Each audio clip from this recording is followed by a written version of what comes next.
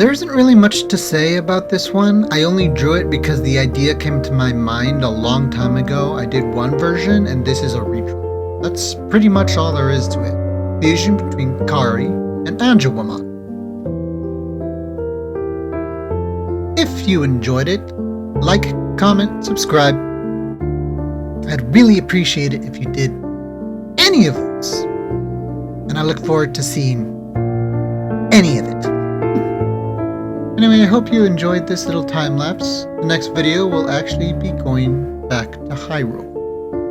A redraw of an older drawing I did, but you'll just see the redraw. So I hope you look forward to it, and I'll see you guys next time. Have a good one, and take care. Bye.